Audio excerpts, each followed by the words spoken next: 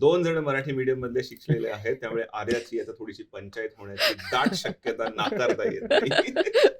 तू खूप भारी बॅडमिंटन खेळतोस असं आम्हाला खात्रीलायक सूत्रांकडनं कळलेलं आहे. ते खरंच आहे. मी त्यांनी मान्यही केलेलं आहे आहे. आता आहे ते चांगलं काय करणार. So technically, Arya is the youngest first generation migrant on our show. कसे वाटले? कोणी भेटली भूता? We've had a couple of experience actually. Yeah. So just a bit of a brief Into the Night Kai. It's a dark Australian history and paranormal TV series where we talk about the stuff your history books don't really mention about. की queen Victoria मार्केटच्या खाली 9,000 dead bodies अजूनही आहेत.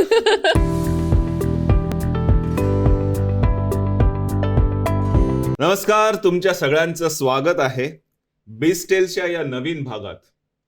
आणि आज आपल्याबरोबर गप्पा मारायला आलेले आहेत 2 प्रोफेशनल्स आणि दोघांचे प्रोफेशन्स खूप वेगळ्या लेवलचे आहेत. एक आहे फिल्म मेकर आणि डिरेक्टर आर्या हातकामकर. नमस्कार. तिला मी 6वीत असल्यापासून ओळखतोय, म्हणजे ती बऱ्याच वर्षांपासून आमची ओळख आहे. ती कम्युनिटी फंक्शन्स मध्ये भरपूर तिने भाग घेतलेला आहे. तिने फिल्म्स केलेल्या आहेत, तिने शॉर्ट फिल्म्स केलेल्या आहेत, तिने डॉक्युमेंटरी केलेल्या आहेत, तिने फेस्टिवलमध्ये पण तिचे प्रोग्राम्स येत आहेत. आता रिसेंटली नॉमिनेट झालेली आहे चॅनल 31 मध्ये सुद्धा. आणि दुसरा आहे पिनाकिन गोडसे. नमस्कार. तो इंटरनॅशनल पॅरा बॅडमिंटन क्लासिफायर आहे. म्हणजे माझी मराठी मीडियम मधलं शिक्षणामुळे थोडीशी बोबडी वळालेली आहे, पण आपण त्यालाच विचारूया की पॅरा बॅडमिंटन क्लासिफायर म्हणजे काय? पॅरा बॅडमिंटन क्लासिफायर म्हणजे जो माणूस पॅरा बॅडमिंटन ॲथलीट्सला डिफरंट क्लासेसमध्ये क्लासिफाय करतो. पॅरा बॅडमिंटन ॲथलीट्स असतात ज्यांना डॉर्फिझम असतो, ज्यांची हाईट वाढत नाही, किंवा काही सेरिब्रल पॉल्सी ॲथलीट असतात, किंवा काही स्पायनल कॉर्ड त्यांची इंजुरी झालेली असते. So I am the one who decides whether they can play wheelchair or the standing category or the full court category or the half court category. So and I'm the only 15th classifier in the world. 15 classifier पैकी एक जण आहे आणि Oceania मधला म्हणजे Australia, New Zealand आणि ह्या Pacific oceans मधले ज्या कंट्रीज आहेत त्या कंट्रीज मधला पहिला व्यक्ती आहे आणि जो मराठी माणूस आहे. हो, आणि मराठी मीडियम मधून शिकलेला बालमोहन. क्या बात. त्याच्यामुळे 2 जण मराठी मीडियम मधले शिकलेले आहेत, त्यामुळे आर्याची आता थोडीशी पंचायत होण्याची दाट शक्यता नाकारता येत नाही. मराठीत बोलायचं का हिंदीमध्ये का इंग्लिशमध्ये? जे येतं ते बघूया. Whatever comes to mind. Let's start with your films experience. Yeah. तुला फिल्म मध्ये तू त्याचीच डिग्री घेतलेली आहेस तू? हो, बरोबर. आणि मास्टर्स पण केलेलं आहेस? ऑनर्स केलेस. का वाटलं तुला फिल्म मेकिंग मध्ये जावं ऑस्ट्रेलिया सारख्या कंट्रीमध्ये, जिथे हॉलिवूड नाहीये आणि बॉलिवूड पण नाहीये, म्हणून विचारलं. That's true. मला लहानपणापासून रायटर व्हायचं होतं आणि I when I was in 6th grade when you met me, I had decided की मी आता फिल्म मेकर होणार, मी फिल्म डायरेक्टर होणार आहे. I decided at the age of 12 की this is what I want to do. आणि it's more so because I've had a love and a passion for storytelling. मला always लिहायला खूप आवडायचं, stories सांगायला खूप आवडायच्या, आणि most importantly as a director I like to control people as well. पण captain of the ship. Yeah, exactly. Where to go. Yeah. So even though there's no Bollywood, even though there's no Hollywood here, Australiaची जी industry आहे, which I've just been introduced to very recently, it's a very beautiful space. And I believe ki je Australian stories, they deserve to have their own screen. They deserve to have their moment on screen as well, because our stories shape our identity and who we are as a people. So even though Hollywood's not here, Bollywood's not here, I'm very proud to be in this industry, in this space, telling Indian Australian stories. क्या बात आहे. आणि recently proud moment आहे की channel 31 च्या स्टुडिओमध्ये बसून आपण हा शूट करत आहोत. म्हणजे आमचा शो एका कॅटेगरीमध्ये नॉमिनेट झालेला आहे आणि अँटेना अवॉर्डसाठी 2025 मध्ये, आणि आर्याच्या 2 कॅटेगरीमध्ये नॉमिनेट झालेला आहे. So congratulation. Thank you so much. And same to you. Thank you. Congratulations. Pinakin, तुझ्याकडे येतो मी.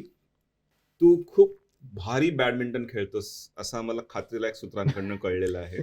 ते खरंच आहे. मी त्यांनी मान्यही केलेलं मी आहे आहे. आता आहे ते चांगलं काय करणार. मी चांगला बॅडमिंटन खेळतो. मी मुंबईचा कॅप्टन होतो 4 वर्ष वेन अंडर 19 वगैरे खेळताना. आणि the whole point I chose to be a physio, कारण मला माझ्या स्पोर्ट्सशी कनेक्टेड राहायचं होतं. मला काहीतरी माझ्या बॅडमिंटन या फील्डमध्ये करायचं होतं. त्याच्यामुळे जेव्हा मी 4 वर्ष खेळत होतो कॅप्टन म्हणून, तेव्हा आमचे कोच होते. ते कोच फार चांगले होते. कोचनी सांगितलं की बघ तू चांगला खेळतोस, पण तू काही फार वरच्या लेवलला जाऊ शकणार नाहीस, की काही तू एवढं करिअर करू शकणार नाही.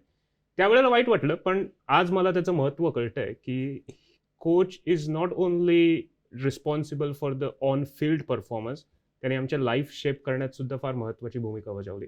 सो त्याच्यामुळे मग मी नंतर फिजिओ चूज केला. आता मी खेळतो, पण आता तेवढा रियालिटी चेक करून दिला त्यावेळेला आणि तो एक फॉल्स जरुरी असतो. एक्सपेक्टेशन्स नाही हां, आणि तो ठेवले. एक जरुरी असतो त्यावेळेला, स्पेशली एक 18-19 वर्षाचे असताना, की तुम्ही कुठल्या डिरेक्शनमध्ये जाणार आहात त्याच्यामुळे. आणि तेव्हाच झालेलं की गोपीचंद ऑल इंग्लंड जिंकलेला आणि गोपीचंदला नी इंजुरी झाल्यामुळे गोपीचंदचं करिअर संपलेलं.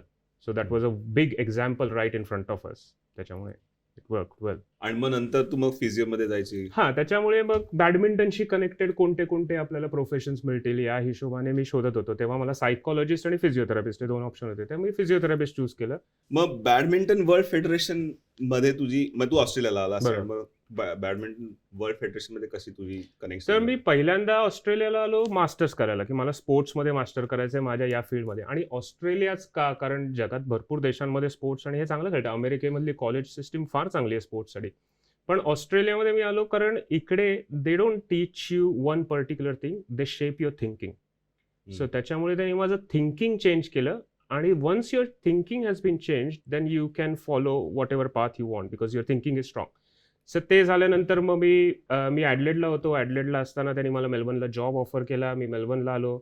मग मला बॅडमिंटनमध्ये काही करून करायचंच होतं काम. त्याच्यामुळे मी बॅडमिंटन व्हिक्टोरियाबरोबर काम करायला लागलो. चांगलं काम केल्यामुळे त्यांनी मला बॅडमिंटन ऑस्ट्रेलियाकडे रेकमेंड केलं. बॅडमिंटन ऑस्ट्रेलियाने मला ओशियानाकडे रेकमेंड केलं.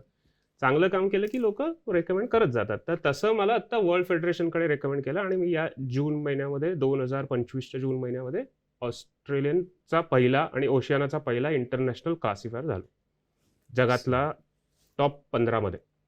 वा So which is good. वा, कॉंग्रॅच्युलेशन. आणि ही गोष्ट मेलबर्न मधल्या किती लोकांना माहिती आहे म्हणल्यापेक्षा कळली आहे? माझ्या ओळखीच्या किंवा मला जे महत्वाचे वाटतात त्यांना कळली, बस झाली. सगळ्यांना काही कळायला पाहिजे असं थोडीच आहे. आपल्या महत्वाच्या व्यक्तींना कळलं की झालं. आर्या, तुला विचारायचं होतं, हम्म. तुझी ऑस्ट्रेलियातली जर्नी कशी सुरू झाली? म्हणजे आम्हाला कळलं की तुझा जन्म कोल्हापूरमध्ये झाला हो. आणि 1 वर्षाची असतानाच वाया दुबई तू ऑस्ट्रेलियाला आलीस. या करेक्ट. सो या माझा जन्म कोल्हापूरमध्ये झाला होता. माझी आई कोल्हापूरची आहे, बाबा रत्नागिरीची आहेत. I don't know how that cultural mix happen, पण इट्स दॅट. आणि मी I feel like I think 6 monthsची असताना आम्ही दुबईला गेलो because my family was living there. आणि मग मी 1 वर्षाची असताना मी इकडे आली. So I don't have that immigrant struggle of coming to Australia. I just appeared here. But yeah, that was I guess my journey, if that's what you So mean. technically, Arya is the youngest first generation migrant on our show. Yes. No one has beaten you yet. Yes. नाही, तशी वयाने पण तू you are the youngest guest on our show as well. Oh, nice. Yeah, lovely.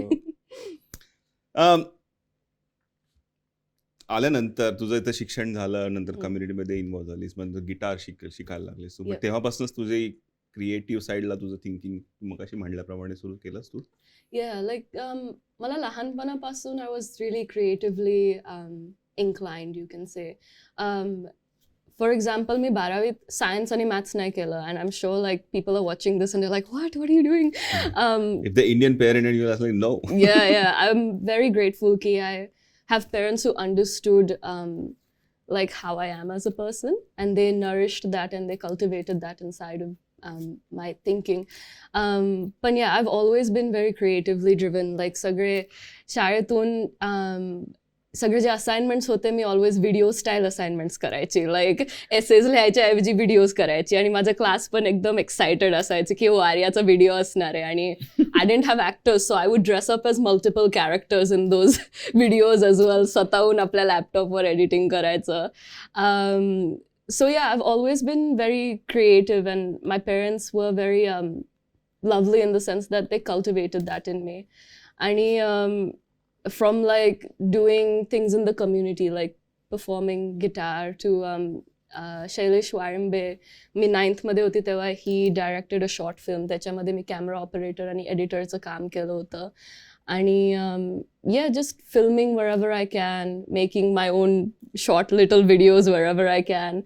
Yeah, I've always, I think, been a bit of a creative person. Nice. पण तुझ्या फिल्ममध्ये कधी फिजिओथेरपिस्टना कधी काही रोल मिळेल अशी शंका नाही वाटली तुला? काही स्पोर्ट्स फिल्म केलीस तू कधी तर in future? Maybe we could do a documentary. हो, Like, एवढा म्हातारा नाही झालो मी डॉक्युमेंटरी बनवणे. we'll do a Netflix style documentary. Yeah.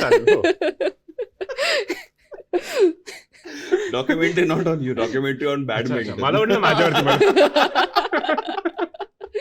On camera समज गैरसमज असा एक नवीन सेगमेंट चालू करायला लाईन पाहिजे. लाईट मध्ये राहण्याची सवय झाल्यामुळे. नाही आय थिंक फिजिओथेरपिस्ट मध्ये तुला विचारायचं होतं मला की ऑनफिल्ड फिजिओथेरपिस्ट ही कॉन्सेप्ट ऑस्ट्रेलियामध्ये खूप चांगली आहे, तशीच भारतामध्ये पण आहे. आत्ता असेल गेले काही वर्षांमध्ये का नाही? हो आहे, भारतामध्ये सुद्धा आहे. आणि त्याचा जास्त प्रसार IPL आल्यानंतर झाला. कारण IPL मध्ये क्रिकेट सगळ्यात मोठा स्पोर्ट भारतातला, त्याच्यामुळे IPL आल्यानंतर छोट्या छोट्या शहरातल्या लोकांना सुद्धा वेगवेगळ्या गोष्टी कळायला लागल्या की एका टीम बरोबर मसाज थेरपिस्ट असतो, फिजिओथेरपिस्ट असतो, डॉक्टर असतो, डायटिशियन असतो, न्यूट्रिशन असतो, सायकॉलॉजिस्ट असतो. ही सगळ्यांची टीम डगआउटमध्ये बसलेली असते. काही झालं तर लगेच फिजिओथेरपिस्ट येतो. आणि मग रांचीसारख्या छोट्या शहरात किंवा पुण्यामध्ये सुद्धा क्रिकेट मॅचेस होतात, तेव्हा प्रत्येक वेळेला काही प्रत्येक गोष्ट आपल्याला टीव्हीवर दिसत नाही, पण जेव्हा लाईव्ह क्रिकेट बघायला लोक जातात तेव्हा त्यांना कळतं की अरे कोणीतरी येऊन ट्रीट करतंय त्याला आणि तो बरा होऊन परत खेळायला लागतोय. त्याच्यामुळे IPL नंतर त्याचा प्रसार जास्त झाला असं मला वाटतं.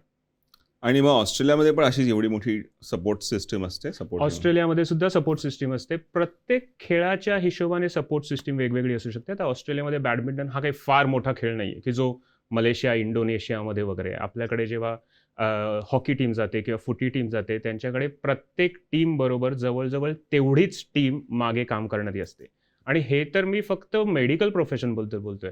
त्याच्यामध्ये आणखीन सुद्धा वेगवेगळे प्रोफेशन असतात की कॅमेरा ऑपरेट करणारा एक असतो, पोडायट्रिस्ट असतो की कुठले शूज घालायचे त्याच्याबद्दलचा असतो, किंवा मग एक्सरसाइज फिजिओलॉजिस्ट असतात. हे सगळे मेडिकलमधले झाले. पण स्पोर्ट्स टेक्निशियन्स असतात की जे डिसाईड करतात की जर्सी कोणती घालायची. जर्सीमध्ये सुद्धा थोडीशी जरी 1 ते 2 ग्रॅम जास्त वेटची जर्सी असेल तर तुमचा स्पीड अफेक्ट होऊ शकतो. कारण तुम्ही त्या लेवलला जेव्हा खेळता तेव्हा या छोट्या छोट्या गोष्टी फार मॅटर करतात. तुमचे शूज किती लाईट आहेत किंवा तुमचे शूज किती हेवी आहेत याच्यावरनी सुद्धा फार भरपूर टेक्निकल आस्पेक्ट्स असतात त्याच्यामध्ये. स्विमिंगमध्ये फॉर एक्झाम्पल गॉगल किती हेवी असावा ह्याच्यावरती, किंवा टोपी कशी असावी, कारण तो ड्रॅग येतो. त्याच्यामुळे त्या ड्रॅग सुटीवरती सुद्धा फार रिसर्च होतो. त्याच्यामुळे एका टीम बरोबर भरपूर मोठी टीम कार्यरत असते. माय गुडनेस. आणि आय कॅन इमॅजिन, मला आठवतंय स्विमिंगचा तू उल्लेख केलास, मी टोपी घालायची का केस कम्प्लिटली काढून टक्कल होऊन स्विमिंग करायचं, कारण ते फ्रिक्शन कमी होतं पाण्याचं. हो, फ्रिक्शन कमी होतं आणि त्याच्यामुळे ते धावताना सुद्धा होतं. त्याच्यामुळे तुम्ही कुठलेही स्विमर बघितलं तर they don't have a body hair, किंवा कुठलेही तुम्ही स्पोर्ट्स पर्सन बघितले, क्रिस्टियानो रोनाल्डो किंवा Messi, they don't have a body hair. कारण ऑनफिल्ड काही इंजुरी झाली तर प्रत्येक वेळेला तुम्हाला जाऊन तिकडे टेप करायला लागतं. If you have a body hair तर तुम्हाला टेप चिकटणारच नाही, मग then you have to retire. So या छोट्या छोट्या गोष्टी फार असतात. वाव. मग तुम्ही दोघांचं जे प्रोफेशन आहे, म्हणजे माझ्या दृष्टीने सुद्धा हे जरा हटके प्रोफेशन आहे ऑस्ट्रेलियामध्ये, जे टिपिकल इंडियन बॅकग्राऊंडच्या पेरेंट्सनी त्यांच्या मुलांना कधी पाहिलेलं नाही आहे, की स्पोर्ट्समध्ये करिअर करणारे किंवा फिल्ममध्ये करिअर करणारे. इथे इंडियन्सचा कसा दृष्टिकोन आहे तुमच्या फील्डमध्ये? तुमचे कलिग्स, तुमचे पियर्स आहेत?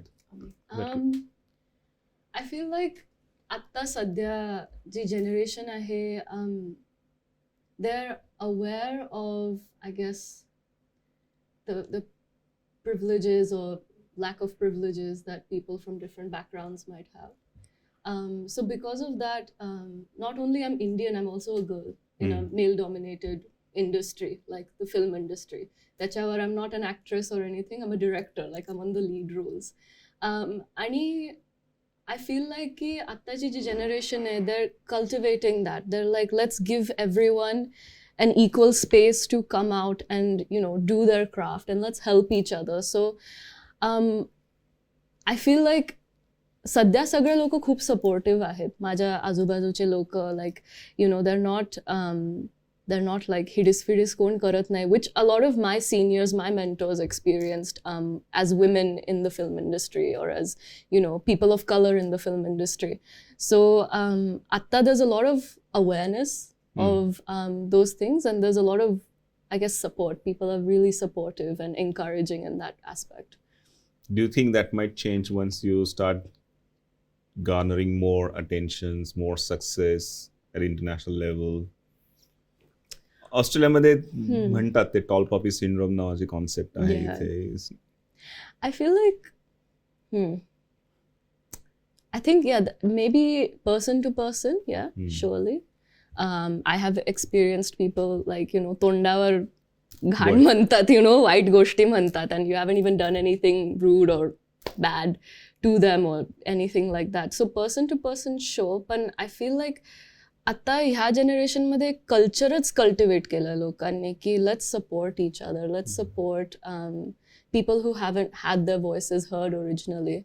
That's my perspective now coming in. Karan atta, even if you look at the representation on screen, they're really pushing for, you know, people of color to be on screen, people with disabilities to be on screen. So I feel like they खूप बदललेलं आहे आणि maybe person to person it might happen, but I have a lot of positivity and hope in my colleagues and the industry I'm a part of. So yeah. Nice. तुझं काय म्हणणं आहे? मी दोन गोष्टी सांगेन. मी एक ॲज अ सपोर्ट म्हणून त्यांनी भरपूर सपोर्ट केलाय. जास्त लोकांना हे प्रोफेशन माहिती नाहीये, पण सपोर्ट करताना फार सपोर्ट केलाय. फॉर एक्झाम्पल कोविडमध्ये जेव्हा फ्रंटलाईन वर्कर म्हणून मला काम करायचं होतं किंवा जेव्हा मी टेस्टिंग करत फिरत होतो तेव्हा भरपूर लोकांनी मला फोन केलेला की अरे तुझी काळजी घे वगैरे. या हिशोबाने त्यांनी मला फार सपोर्ट केला. तर मला असे काही वाईट अनुभव नाही आलेत. आणि दुसरी गोष्ट म्हणजे ॲज अ पेशंट किंवा ॲज अ क्लायंट म्हणून मला इंडियन कम्युनिटी फार आवडते, कारण कोणीच एक्सरसाइज करत नाही. त्याच्यामुळे शेवटी काय आपल्या पोटाचा सवाल आहे की नाही, त्याच्यामुळे कोणीच एक्सरसाइज आता आपल्या आई बाबांपैकी किंवा आजी आजोबांपैकी किती जण जिम मध्ये जाऊन एक्सरसाइज करतात? -10. जिम मध्ये जाऊन एक्सरसाइज करण्यापेक्षा किंवा चांगलं व्यवस्थित एक्सरसाइज करण्यापेक्षा आपण कारल्याच्या ज्यूसवर जास्त भर देतो. त्याच्यामुळे ही लोक मला फार आवडतात. कारला हे लेणी म्हणजे ते लोणावळ्याच्या इकडचं शहर नव्हे, तिकडे मिळत असेल वेगळा ज्यूस, पण हा कारल्याच्या भाजीचा ज्यूस. That's true. आपल्याकडे हो, कारण इकडे पण आता फर्स्ट जनरेशन किंवा सेकंड जनरेशन इंडियनमध्ये सुद्धा जे 16-17 वर्षाचे वगैरे असतात, किती जण जिम मध्ये जाऊन एक्सरसाइज करतात किंवा किती जण पिलाटीस किंवा हे वगैरे बाकीचे ऍक्टिव्ह लाईफस्टाईल फॉलो करायचा प्रयत्न करतात. हेच जर तुम्ही कॉकॅशियन डिसेंटचे किंवा दुसरे कुठले बघितले 16-17 वर्षाचे, ते फुटी खेळतात, तगडे असतात, रग्बी खेळतात, ते जिम मध्ये जातात, त्यांच्या शाळेमध्ये जिम असतात. आपल्यापैकी किती जण जिम मध्ये, शाळेतल्या जिम मध्ये जाऊन हे करतात? कोणीच नाही. त्याच्यामुळे हे लोक मला फार आवडतात. घरी बसल्या बसल्या कस्टमर आहेच, आता काय करणार. पण just to dig little bit deeper and on serious note, त्याच्यामध्ये की डू यू थिंक की आपल्या जीन्समध्ये, इंडियन बॅकग्राऊंडच्या जीन्समध्ये काही असं आहे की ज्याच्यामुळे की आपण रेड मीट खाणं किंवा असं स्ट्रॉंग मीठी आहार, फूड डाएट ठेवणं, आणि त्याच्यामुळे होणारे त्याच्यानंतरचे जे फिजिकल अबिलिटीज म्हणजे स्ट्रॉंग, कारण का आपण जास्तीत जास्त खेळतो क्रिकेट, बरोबर, चांगला, त्यातल्या त्यात किंवा पत्ते नाही, क्रिकेटमध्ये कसं मैदानी खेळ म्हणून म्हणतोय. पत्ते can be a contact sport as well. आम्ही भांडण होतात आमच्याकडे पत्ते खेळताना. तर त्या जीन्सचा आणि म्हणजे त्याच्यानंतर तुम्हाला जसं डाएट फॉलो करायला लागतो आणि नंतर त्यातनं जे तुम्हाला असे तगड्या होऊन तुम्हाला फुटी किंवा असे हाय इंटेन्सिटी स्पोर्ट्स खेळायला तुम्हाला एनर्जी लागते. बरोबर. देयर इज अ रिझन की आपल्या घरी अजून तो तसं डाएट नाहीये. देयर इज अ रिझन किंवा इंडियन बॅकग्राऊंडच्या लोकांकडे अजून तसं पद्धतीचं सपोर्टिंग फूड नाहीये. माझ्या मते त्या एक दोघांना पूरक गोष्टी आहेत. जर तुम्ही चांगला व्यायाम करत असाल तर तेवढी भूक तुम्हाला लागतेच. त्याच्यामुळे तुम्ही आता कोल्हापूरला वगैरे, मला माहिती आहे तू फार लवकर आलेलीस, पण कोल्हापूरला फार मल्ल वगैरे असतात जे चांगले व्यवस्थित अंडी आणि हेचा आहार दूध आणि घेतातच की. अंडी, हा. त्याच्यामुळे तो एक, आणि जेनेटिक्स असलं तरी ते जेनेटिक्स इतक्या वर्षांनंतर आता ते डेव्हलप झालेलं आहे, पण ते रिव्हर्स सुद्धा होऊ शकतं ना. जर आपणच आपल्या घरापासून व्यवस्थित एक्सरसाइज करायची सुरुवात केली, आपल्या मुलांना लावली, तर आपली नातवंड किंवा पंटवंड त्याच हिशोबाने स्ट्रॉंग होऊ स्ट्रॉंग होऊ शकतात. शकतात. आणि स्ट्रॉंग असण्यापेक्षा, म्हणजे स्ट्रॉंग असण्याचा अर्थ असा नाही की तुम्ही 100 किलो वजन उचला. स्ट्रॉंग असण्याचा अर्थ असा आहे की तुम्ही हेल्दी राहा. Healthy lifestyle. 30शीतच तुमचे गुडघे दुखायला लागतात, 40शीतच तुम्हाला बॅक पेनचा आजार होतो. इकडे 70 वर्षाचे म्हातारे मॅरेथॉन धावतात. हो. ओके. हो. किंवा आपल्याकडे सुद्धा पंजाबमध्ये वगैरे तो लंडनमध्ये नव्हता का 100 वर्षाचा माणूस हो. म्हातारा, तो पंजाबीच होता की व्यवस्थित खाऊन पिऊन तागडी Correct. एक्सरसाइज थोडे पंजाब हरियाणा मधले आहेत जसे हा. ऍथलीट्स असते त्या बॅकग्राऊंडचे. बाकीचे मस्त क्रिकेट हा खेळण्याचा नाही बोलण्याचा विषय बोलण्याचा आहे. विषय. तसंच फुटी पण बरेच हो. आधी इंडियन कितीतरी माझे फ्रेंड्स इथे फ्रुटी हा खेळण्याचा नाही बोलण्याचा विषय आहे. बोलण्याचा विषय. आपल्याला तोंडाची वाफ दडवायला फार आवडतं. त्यातनं किती कॅलरीज त्यात बर्न हो, होणार. फारच. Coming back to you Arya, की फिल्म मेकिंग मध्ये are you part of any associations or guilds or जेणेकरून की तुला नवीन थिंकिंग किंवा नवीन जो चेंज आणायचं म्हणतोय की मेल डॉमिनेटेड इंडस्ट्री आहे आणि तर तुला you want to see the change, पण तसे सपोर्ट करणारे लोक तिथे भेटतायत, अशी you part of any? Yeah, like well, yeah, there's a couple of organizations and places that WIFT, women, I forgot the full form, but it's basically बायकांचं, ज्या बायका film इंडस्ट्रीमध्ये आहे, टेलिव्हिजन इंडस्ट्रीमध्ये आहे, त्यांच्यासाठी एक ऑर्गनायझेशन आहे called WIFT. I'm part of that. Women in Films and Television, I think. Yeah.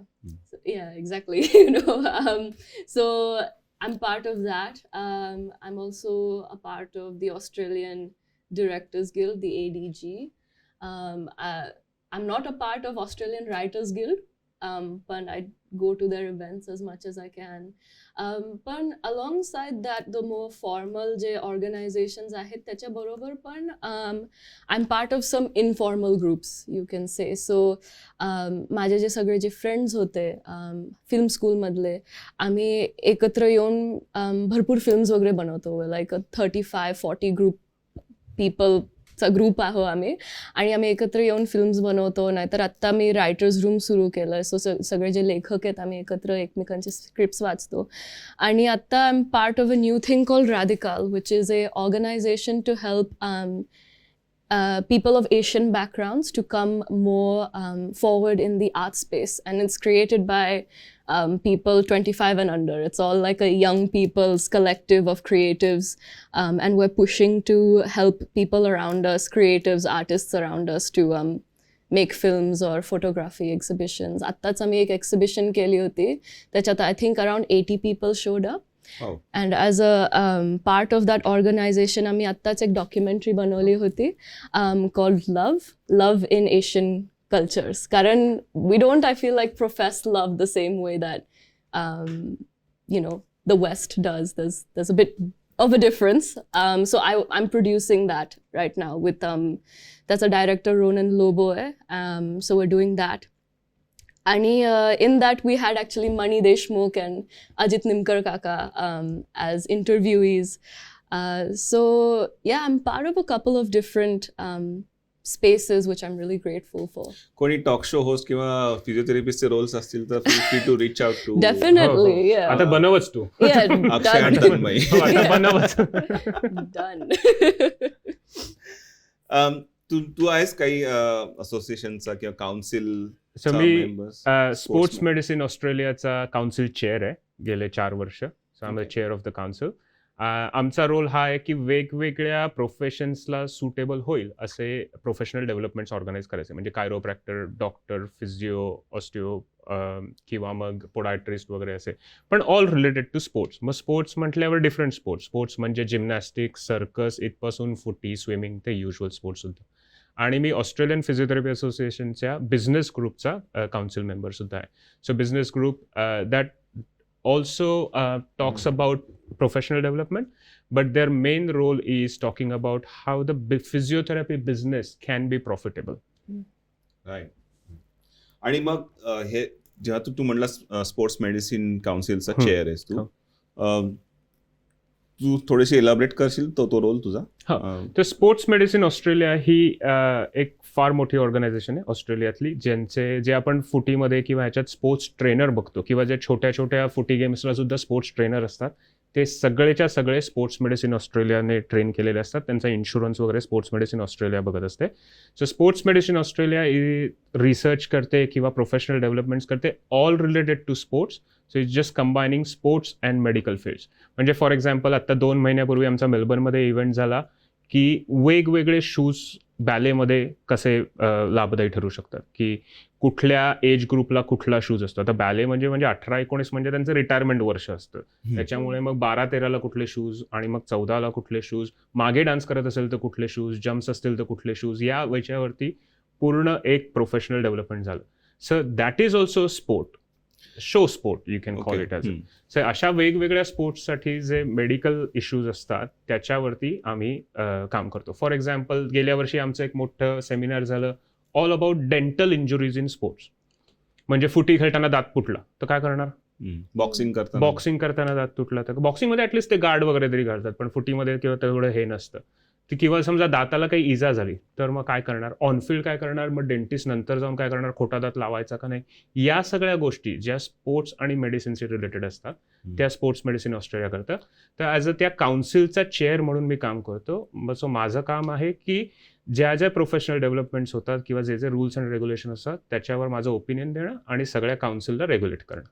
आणि ही फेडरल लेवलला आहे का स्टेट लेवल? ही फेडरल लेवलला आहे. मी स्टेट काउन्सिलचा चेअर. State council. आणि हीच काउन्सिल नंतर works with the regional area and विक्टोरियामध्ये क्लब्स बरोबर वगैरे काम करते. किंवा आता गेल्या वर्षी जी मोठी कंकशनची हे झाली गाईडलाईन पब्लिश झाली ती सगळी स्पोर्ट्स मेडिसिन ऑस्ट्रेलियाने केलेली. सो त्याच्यामध्ये सुद्धा आमचा एक खारीचा वाटा असतोच प्रत्येक गोष्टीमध्ये. सो ते माझं काम. ऑलराईट. थोडंसं आता तुमच्या फ्युचर प्रोजेक्ट्सबद्दल. So are you working on any new documentaries of films or short films? आता काहीतरी हायलाईट केल्यास, पण एनी प्रॉमिनंट? आता there's a couple of things happening all at once. So. आणि मला सांग की R these programs they are commercially inclined or just to satisfy your creative needs? So since school, I've made 3 projects, like big projects.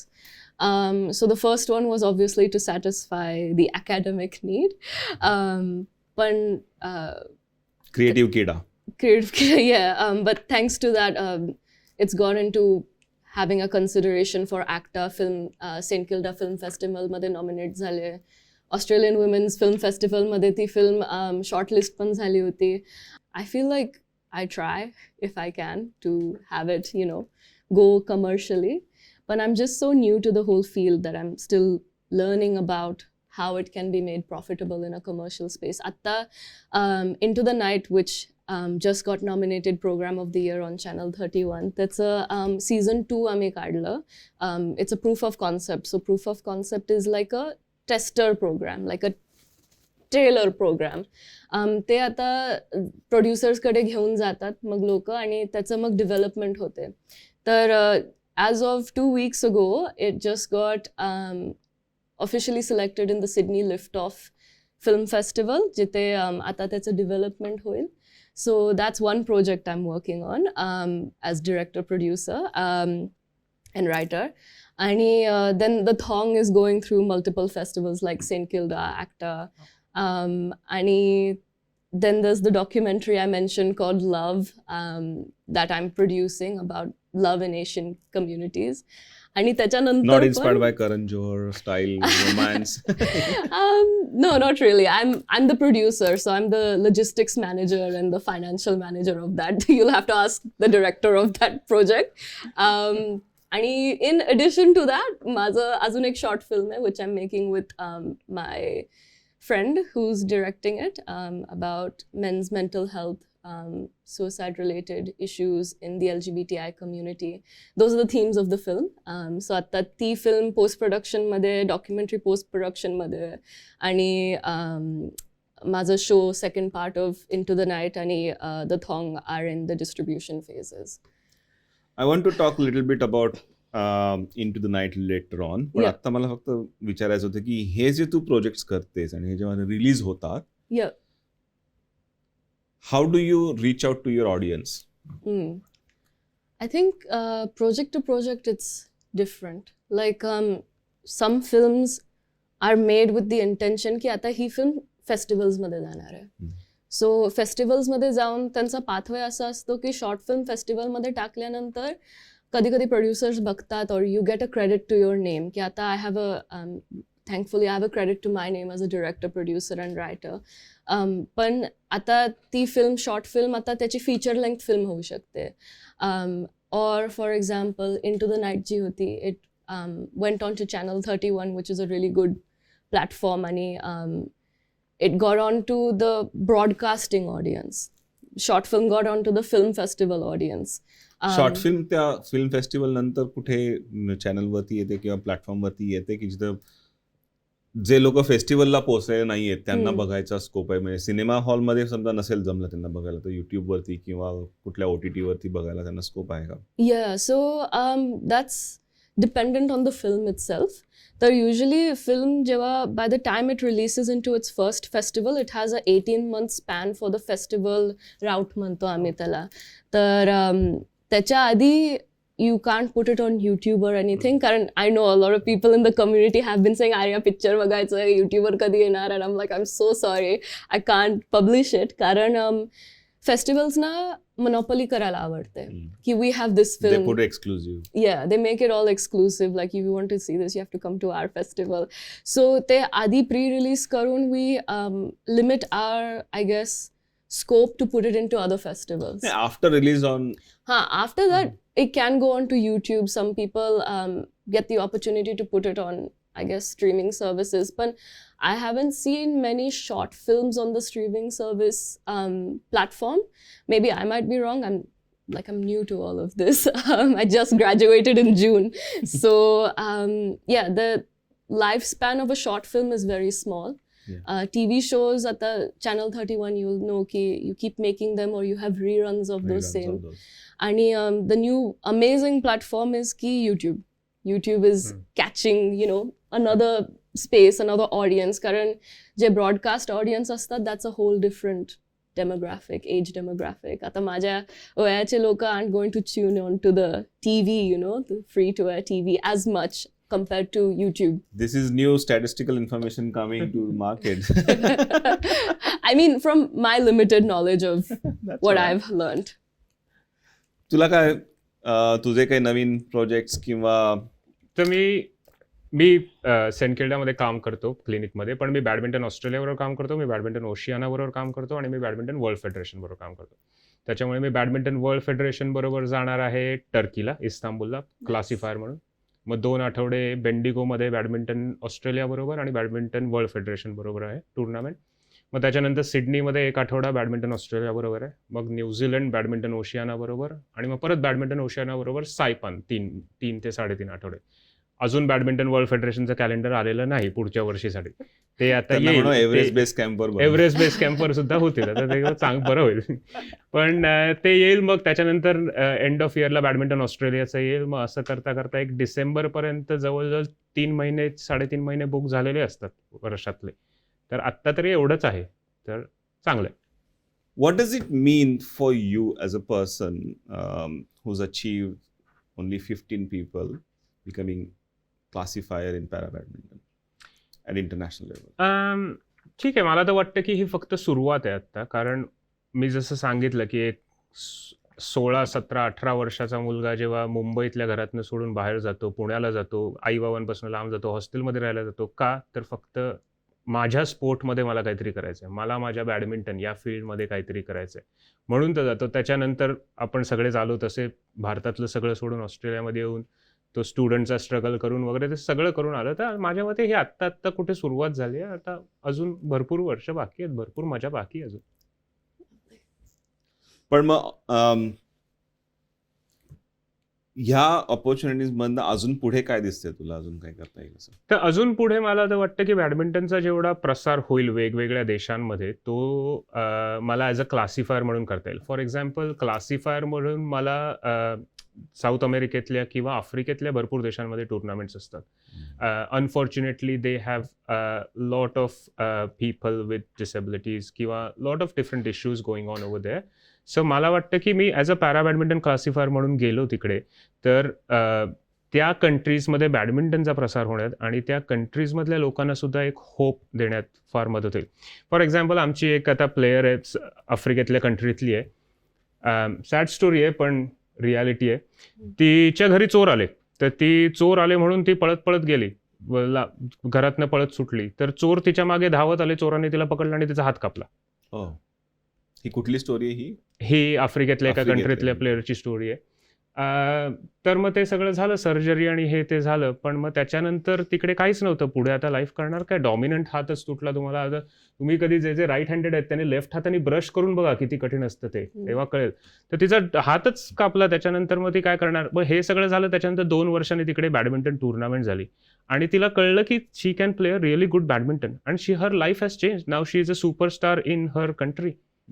So या छोट्या छोट्या ज्या stories असतात those are very inspirational. So I think मला as a classifier म्हणून त्या लोकांबरोबर वेळ घालवायला किंवा त्याच्यात थोड्या एक खारीचा वाटा द्यायला मिळालं तर आवडेल. Nice nice.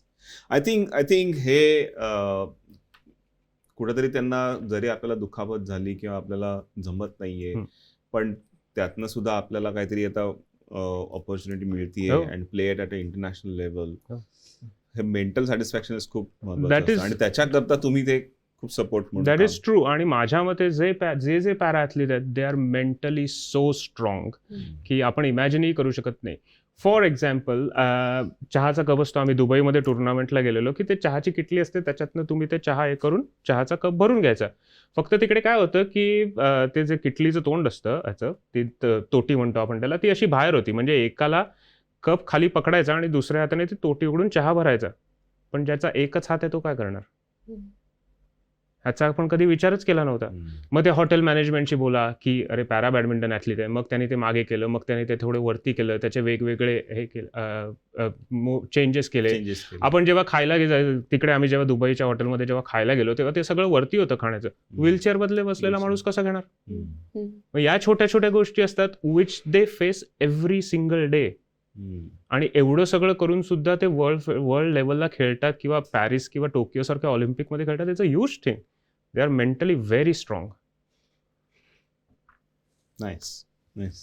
इट म्हणजे मेंटली सॅटिस्फाईंग होत असणार आहे हे जबरदस्त. हो, मेंटली सॅटिस्फाईंग. कधीतरी आपल्याला मजा पण आली पाहिजे ना. दरवेळेला पैसे काय मिळून जातात आपल्याला, पण दरवेळेला काहीतरी केल्यानंतर असं शांत झोप लागली पाहिजे, समाधान झालं पाहिजे की बाबा हा आज काहीतरी चांगलं केलं आपण. जसं आज तुला इंटरव्ह्यू केल्यानंतर होईल बघ. हो नक्की. आज काय तोप लोकांचे तोप इंटरव्ह्यू. मुख्य म्हणजे मला आर्याचं विचारायचं होतं की तिने ज्या पद्धतीने ती डॉक्युमेंटरी केली, सिरीज केलेली आहे इंटू द नाईन, तिला तर रोज रात्री झोप लागत असेल. नाही लागत ऍक्च्युली. हो, कारण तो पॅरा वेगळा आहे तो ऍक्च्युली. पॅरानॉर्मल आहे. कसे वाटले? कोणी भेटली भूता? We've had a couple of experience actually. Yeah. So just a bit of a brief Into the Night Kai. It's a dark Australian history and paranormal TV series where we talk about the stuff your history books don't really mention about. Ki queen Victoria मार्केटच्या खाली 9,000 dead bodies अजूनही आहेत. So लोकांना नाही आवडत आम्ही हे बोललेलं, पण you need to know your own history. Actually जेव्हा हा एपिसोड रिलीज होईल तेव्हा टूप टूप टूप टूप लोकांच्या उरावर चालून भाज्या घेतल्यात. ऍक्च्युली तुम्ही आता तिथे गेलात ना तर John Batman who was the founder of Melbourne, त्याचं ग्रेव्ह अजूनही आहे तिथे. No. It's there because Queen Vic Market originally Old Melbourne Cemetery होतं. Cemetery होतं. आणि जे इम्पॉर्टंट लोक होते जे गव्हर्नमेंटला खास वाटले त्यांना बाहेर काढलं आणि बाकीच्या लोकांना आत ठेवलं Wow. त्यांनी. So those bodies are still there आणि मेथी घेण्याआधी मेरे लाश पर से गुजरना पडे. ट्रू. आम्ही ऍक्च्युली तिथे शूटिंग करणार होतो but 2 days before shooting we didn't get permission. I am still Oh. Mad. पण आम्ही काय केलं की क्वीन विक्टोरिया मार्केटचा जो मॅप आहे, करंट मॅप आहे, आणि we found the old map of the cemetery. ते एकमेकांच्या वर लावून we found the exact spots of burials as well. Wow. So yeah. आणि मी घरी येऊन आईला हे सांगते आणि ती म्हणते, आई ग का असं करतेस, दुसरे काय टॉपिक मिळाले नाहीयेत का एक्सप्लोर करायला. So what are the scary moments you had? I heard की तुझ्या क्रूनी फिल्म करायला नाही वगैरे म्हटलेले कुठे कुठे. स्केरी मोमेंट्स, स्केरिएस्ट मोमेंट्स आम्हाला झालेत की सीझन 1च्या फर्स्ट एपिसोडमध्ये आम्ही जिलॉंग जेलला शूटिंग केलं. Geelong jail. Yeah, आणि we had real paranormal investigators with us. अशी लोक आहेत paranormal Yeah, investigator yeah. Post? मला वाटत होतं की ती मूवी मध्येच असते फक्त. नाही, there's lots of people who they have their own devices or technology, and they try to ते काय म्हणतात की because ghosts are operating at a different frequency, they need their own energy, they have their own devices to get in contact with those spirits. आणि जरी तुमच्याकडे ते devices नसतात, people who believe in karma or something like that, when you go to those places तुम्हाला असं drained वाटतं. So couple of experiences we had की जिलॉंग जेलमध्ये आम्ही शूटिंग करत होतो. आम्ही इंटरव्ह्यू घेत होतो लीड पॅरानॉर्मल इन्व्हेस्टिगेटरचा. आणि वाय इन जिलॉंग जेल? आम्हाला तिथेच परमिशन मिळाली. त्या बजेटमध्ये तेच मिळत होतं. नाही, जेलमध्ये का तुम्हाला शूट करायचं होतं? लाईक थिमॅटिकली यू वॉन्टेड लाईक असं काहीतरी ग्लूमी आणि डार्क. या तिथे बरेच the history of that place is also very interesting. पहिल्यांदा ते जेल होती, मग शाळा झाली मुलींची. Half of that part of that compound became a girls school. So it's a very interesting history. It had lots of criminals there. I think Ned Kellyला ठेवलं होतं तिथे थोड्या वेळासाठी. तो सगळीकडे सगळ्या जेल्सना जेल हॉपिंग केले त्यांनी. सो पण या तिथे जे एक्सपिरियन्सेस झाले वर व्हेरी इंटरेस्टिंग. कारण we were filming with the paranormal investigator, that lead paranormal investigator. आणि कॅमेरा असा फेसिंग आहे आणि we're asking him questions like just generic questions. Then we got to the question की ह्या एरियामध्ये most popular ghosts कोणते आहेत? कॅमेरा डाय झाला, fully charge camera just shut off. आणि आय रिमेंबर की we were actually charging it to a port. So it wasn't like की batteries होते आणि ते बॅटरीज डाय झाले. They were charging it to a port. It just died.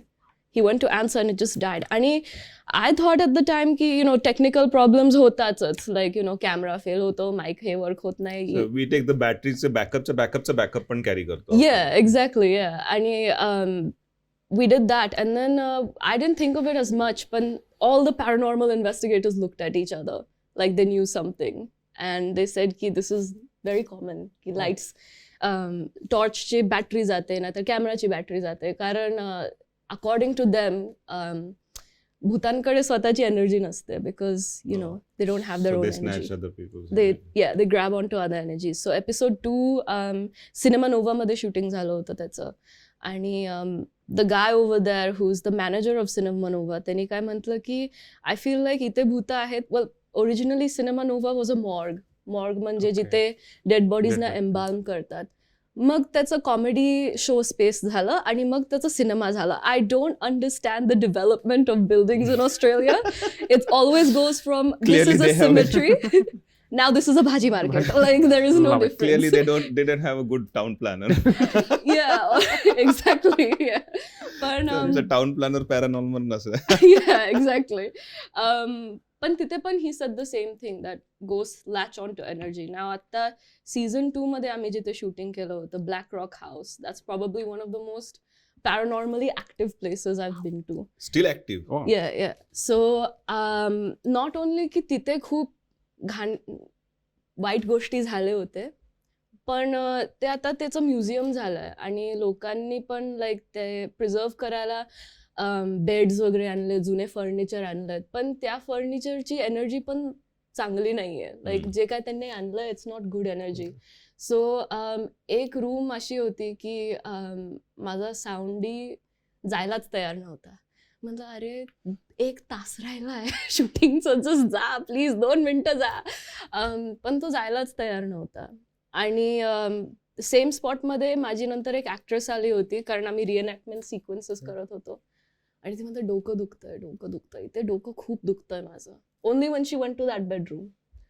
आणि मी तिला सांगितलं नाही, कारण as you know film time crunch असतो. We are working against time and money all the time. या आणि ते शूटिंग झाल्यावर we found out, or like I explain to her, की तिथे एका बाईचा मर्डर झाला होता. आणि she got hit on the head on the right hand side. तो बेड आणला होता त्यांनी, त्या बेडवर ते झालं होतं. सो तिचं इथेच दुखायचं, त्याच एरियामध्ये ते दुखत होतं. And I didn't tell her And she की didn't know before that as no, कारण I scouted her the day before the shoot well. as well. Like we signed contracts the day before the shoot, so I didn't tell her ki this is a real. खुफिया जगह पे shoot करना है. Yeah, she's like, wow, काय मस्त backdrop आहे, perfect वाटतं. And I'm like, okay, I'm not going to tell you the story behind this. पण she was very scared. मग Soundy was also refusing to go into that room. मग शूटिंगच्या वेळी लोकांना एकटं जायला आवडायचं नाही, कारण there was also lots of bats there.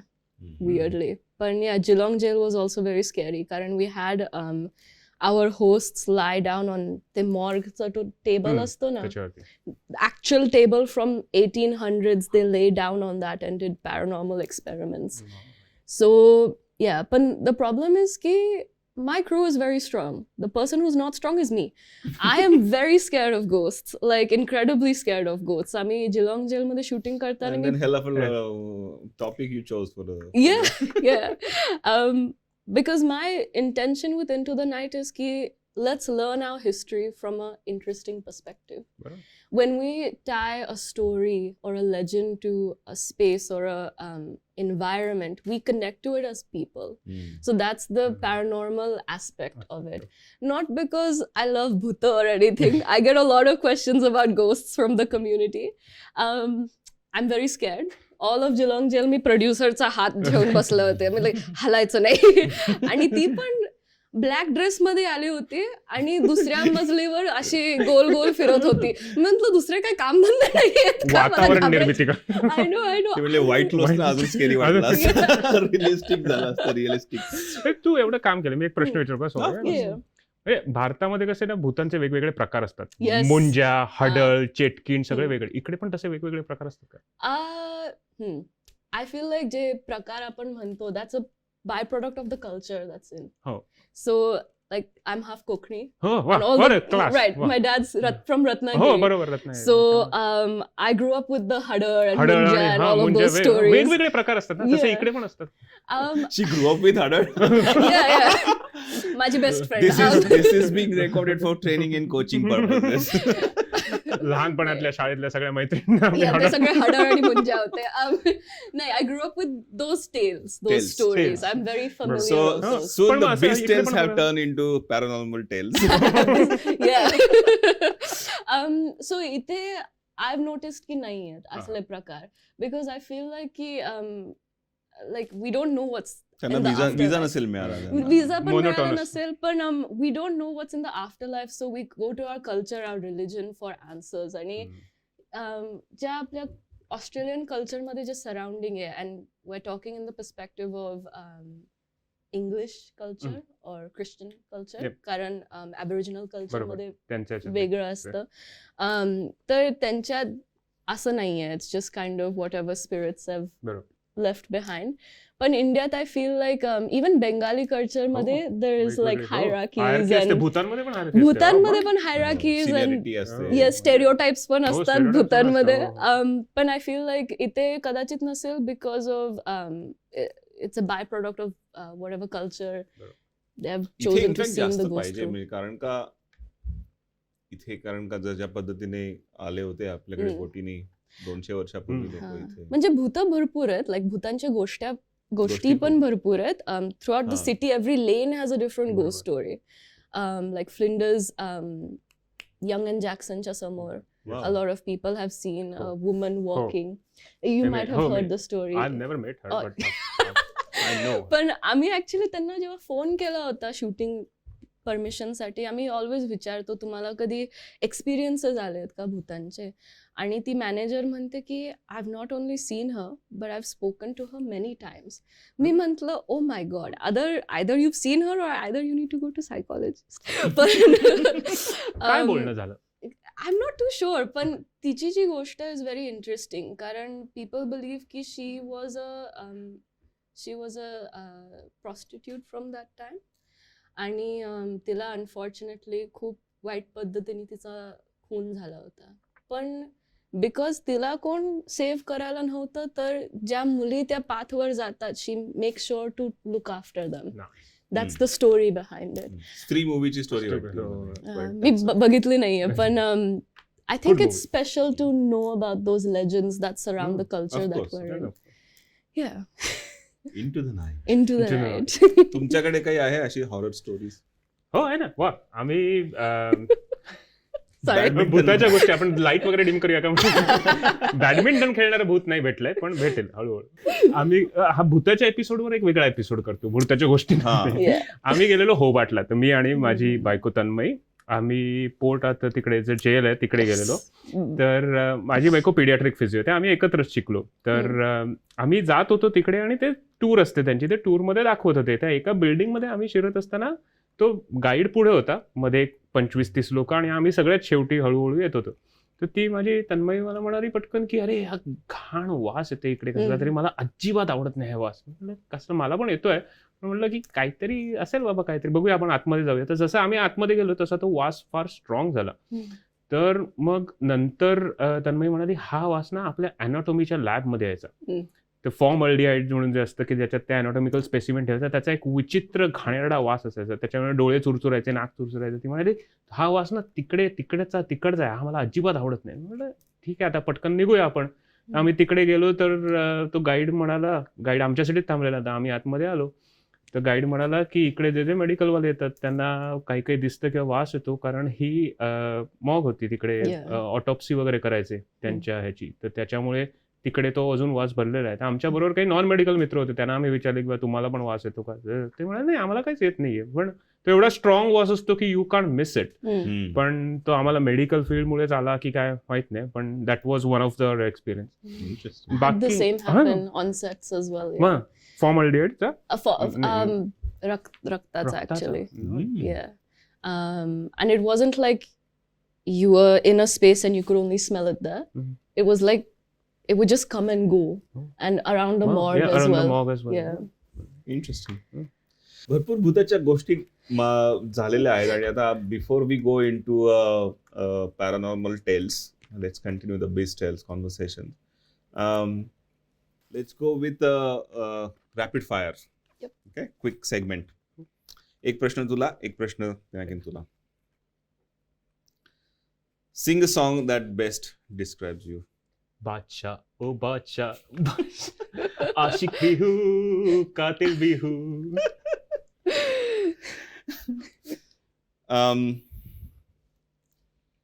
Interesting holiday you ever had? Bali with my friends this February actually. Something happened. Paranormal. What happens in Bali stays in Bali. Correct. 3 unusual things in your fridge. 3 types of fungus. So we usually have mushrooms, which is a fungus. Tanmayi फार baking करते, so त्याच्यामुळे yeast असतं, dry yeast. आणि आम्हाला 2 मुलं आहेत, 4 आणि 2 वर्षाची, त्याच्यामुळे त्यांच्यासाठी आम्ही काहीतरी आणतो, ते मागे राहतं, आणि मग त्याच्यावर एक वेगळाच फंगस येतो. त्याच्यामुळे 3 फंगस आर अवर फ्रीजची अशी स्पेशालिटी. मी म्हणणार होतं की फंगस येऊ नये म्हणून लोक गोष्टी फ्रीज मध्ये ठेवतात, तर तुम्ही फंगसच ठेवलेले. Biological. Video games you play. Assassin's Creed. तू कुठला खेळलास? Mario, super Mario. तो असा येऊन नाही का ते कासवाच्या अंगाशी मारायचा, टिंग टिंग टिंग टिंग टिंग. सो मगाशी जेव्हा म्हटलं होतं की Arya is the youngest guest on our show, की finally we have manage to break the mould of Tom and Jerry. कारण की आमच्या सगळ्या गेस्टना मी विचारलं होतं तुमचा व्हिडिओ कॅरेक्टर कोणतं, कार्टून कॅरेक्टर कोणतं, Yeah. ते म्हणायचे Tom and Jerry, Okay. Popeye वगैरे. Yeah. आणि आर्याने आन्सर केलेलं आहे. Barbie. I love Barbie. So, अजून पुढची 10 वर्ष जर आम्ही हा शो असाच कंटिन्यू ठेवला तर नंतर जे गेट्स येतील, यंग गेट्स येतील, Yeah. ते म्हणतील Peppa pig. Peppa Pig, yeah. Yeah. Same Jerry. Jerry. हा, Jerry. correct. माझं डिझनीचं एज्युकेशन ना मिकी माऊस डोनाल्ड डक वरती संपलं. माझं ते पुढे ते प्रिन्सेसची माझी काय ओळख नाही. फेम और मनी. Both. बोथ. Yes.